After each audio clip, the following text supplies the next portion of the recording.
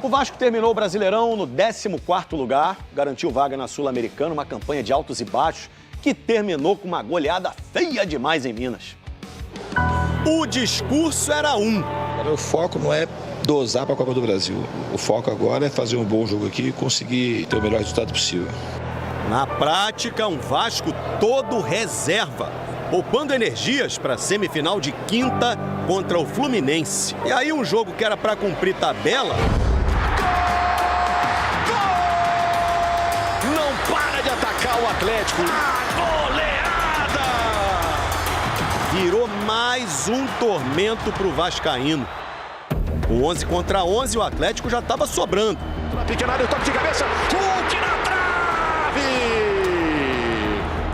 Júnior Alonso fez 1-0 aos 18 minutos. Ali virou fliperama. A bola indo e voltando. Até que Júnior Alonso, o paraguaio, manda pro gol. Aí o Hugo Moura pisou no Dudu. Quando o VAR chamou o juiz, ele sabia que o negócio tinha azedado. Ó, terceiro vermelho do Hugo na temporada, hein? Tá expulso Hugo Moura aos 30 minutos do primeiro tempo. Ainda tinha falta pro Hulk bater. Daniel Fusato só pediu um homem na barreira. Pagou pra ver e viu. Correu o Hulk pra bater de canhota, uma bomba!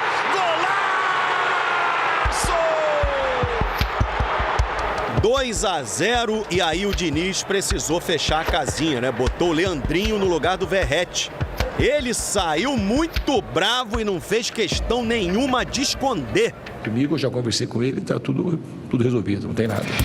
O Vasco continuou na roda no segundo tempo. Dudu fez o terceiro e também o quarto. Manda a bola por cima, Dudu! Gol!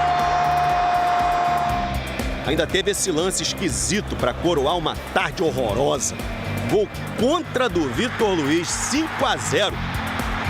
19ª derrota do Vasco no Brasileirão, perdeu metade dos jogos. Ainda encerrou a campanha com a terceira pior defesa, 60 gols sofridos. Estou indignado com 5-0.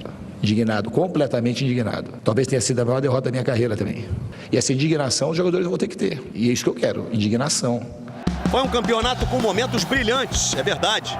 Um Vasco capaz de golear, empolgar. 55 gols, quinto melhor ataque. Mas também capaz de perder 5 jogos seguidos.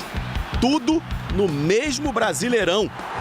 Vem aí um confronto gigante contra o Fluminense e a torcida, que andava tão empolgada, só quer saber de uma coisa.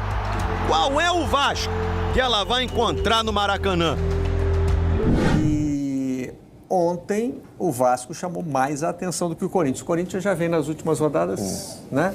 Com uma produção que deixa o torcedor mas o Corinthians também né? empatar com o Juventude rebaixada em casa também me chamou a atenção. Lógico que o Vasco foi goleado. Salta mas muito aos olhos, até pelo fato de ter sido goleado por um clube que estava com a mesma pontuação. E também não querendo mais nada, né? E já num estágio assim, quase que de depressão, fim de temporada. E assim, mesmo sendo o time todo reserva, se você toma um 2-0, até um 3-0 num jogo desse...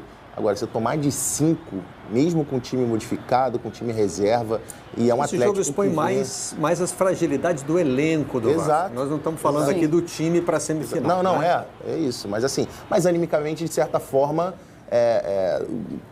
porque assim, o Vasco já vem numa toada ruim. Se a gente for pegar, se o jogo acontece, a semifinal da Copa do Brasil acontece há 2 meses atrás, se a gente for lembrar, o discurso era diferente. Era que o Vasco iria para o confronto como favorito. E hoje é completamente o contrário. Porque de lá para cá, o Fluminense veio numa ascensão absurda e o Vasco numa derrocada. Só teve o ponto fora da curva, foi o 5-1 em cima do Inter. Sim, que assim, foi um negócio meio do nada, né? Uma grande atuação do Vasco, mas é uma atuação, uma exceção numa sequência de jogos muito ruins. O Fluminense foi o único, né, entre os semifinalistas da Copa do Brasil que usou titulares. Porque ainda tinha precisava. E eu acho até, inclusive para o Fluminense, eu acho que é um discurso que a gente vê muito pouco em prática, que é aquela coisa, é preciso garantir a vaga pelo Campeonato Brasileiro e não depender dos mata-mata. Não, aí a gente vê todos os times que chegam em mata-mata de Copa do Brasil priorizando Copa do Brasil e não o Campeonato Brasileiro, e largando o Campeonato Brasileiro. O Fluminense foi firme naquele propósito de assim, eu preciso garantir aqui, porque na Copa do Brasil é só o campeão. Então, de 4 ainda, só um vai ficar. E ali ontem dependia dele, por isso que foi com o time titular ali para garantir essa vaga. E tem uma questão também que pode ajudar, né? Que o jogo é na quinta-feira, não é na quarta. Sim, então você tem um dia a mais aí de descanso / preparação, pensando para esse jogo decisivo. Bom, vamos rodar aspas do Fernando Diniz, do treinador do Vasco, para tentar entender se esse resultado tem algum impacto, né, na participação na Copa do Brasil. O que aconteceu hoje, a mim, e vai acontecer para o time, tem que afetar e a gente pegar e ter mais vontade de fazer as coisas do que a gente teria se não tivesse perdido de 5-0. Essa derrota ela não pode passar inocentemente por ninguém. Isso é uma coisa que a gente, da minha parte, você pode dizer, eu já estou fazendo. Eu estou indignado com 5-0. Indignado, completamente indignado. Totalmente indignado. Talvez tenha sido a maior derrota da minha carreira também. Então, assim, eu não estou nem um pouco feliz. Muito pelo contrário. E essa indignação os jogadores vão ter que ter. E é isso que eu quero, indignação.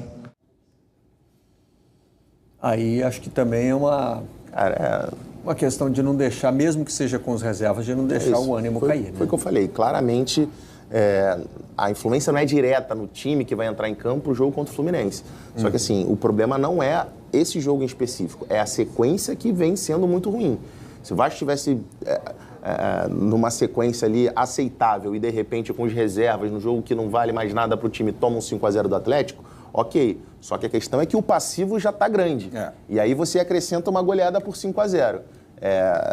Aí eu acho que, animicamente, pensando no time, no grupo, no elenco, eu acho que tem alguma influência, sim. Ele jogou aí essa carta da indignação, né, para mexer com os ânimos. O clima ficou insustentável, meus amigos. A gente tenta manter a calma, tenta apoiar, mas o que aconteceu nesse domingo foi um golpe duro demais na nossa dignidade. Antes de eu te contar quem é o nome que a torcida está pedindo aos gritos para assumir o time em 2026, já fortalece a gente aqui. Se inscreve agora no canal, ativa o sininho e deixa o like porque a gente precisa estar unido para cobrar mudanças. Galera, a paciência acabou. Depois dessa humilhação histórica na Arena MRV, onde o Vasco tomou de 5-0 do Atlético Mineiro, a torcida explodiu nas redes sociais. Ninguém aceita um resultado desses, mesmo sendo fim de campeonato. E o alvo principal, claro, é o Fernando Diniz. O protesto é massivo, pedindo a saída dele do comando técnico. E a galera não está só reclamando, não. Já tem nome na boca do povo para substituir o Diniz. Martim Palermo.